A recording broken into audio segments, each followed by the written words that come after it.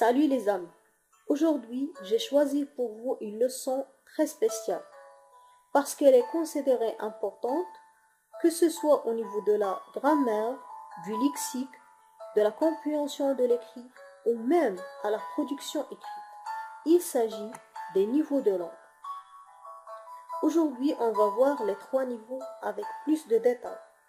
Surtout, faites l'exercice à la fin de la vidéo pour valider la leçon. La situation de communication, autrement dit, le lieu et l'interlocuteur avec qui on parle nous impose parfois à adapter notre style. Autrement dit, à choisir un registre ou un niveau de langue précis.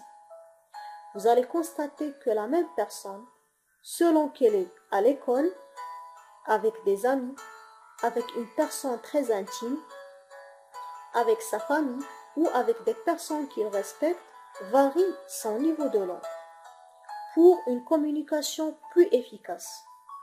Aujourd'hui, on va découvrir les 3 niveaux dans les exemples suivants.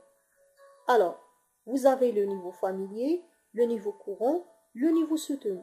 J'ai fait exprès de donner la même phrase pour que vous puissiez remarquer de près les transformations. Alors, première phrase, je crève de faim. Je vais bouffer dans le resto du coin. La bouffe y est chouette. Alors, on va souligner les expressions qui font que la phrase soit un peu familière. Alors, vous avez le verbe crever, bouffer, qui sont des expressions familières. Vous avez le resto, qui est l'abréviation du mot restaurant. Le coin, qui désigne un lieu qui est très proche. La bouffe aussi, et chouette, qui sont des expressions familières. Alors, dans la phrase, vous avez des expressions, vous avez des abréviations qui caractérisent le niveau familier. Regardons maintenant les transformations lorsqu'on passe au niveau courant. Le verbe crever est remplacé par le verbe mourir. Même le futur proche est remplacé par le futur simple pour plus de précision. L'abréviation est remplacée par le nom complet. Le coin est remplacé par quartier.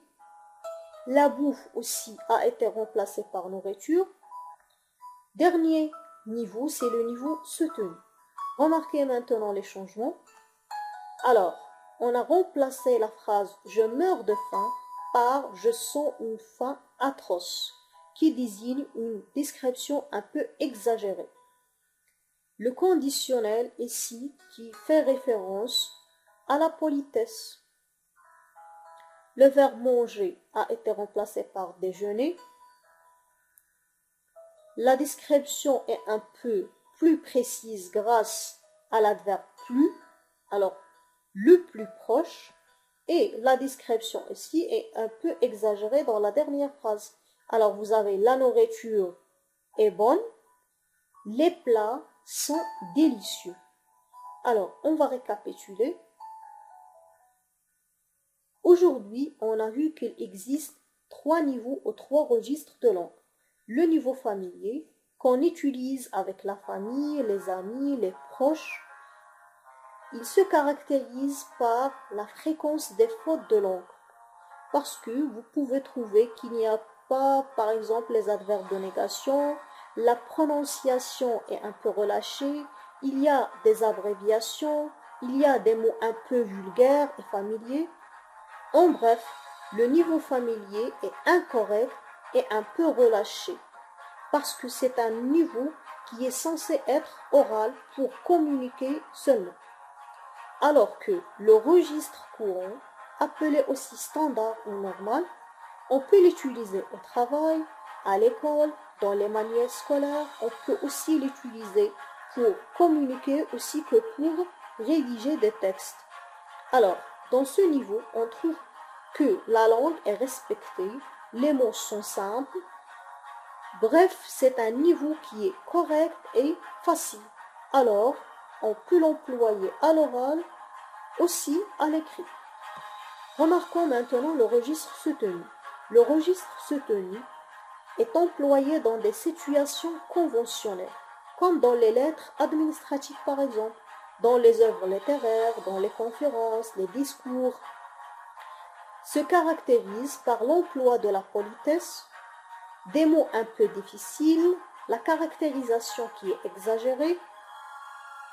Plus précisément, c'est un niveau qui est difficile et un peu recherché, parce qu'elle est plus utilisée à l'écrit.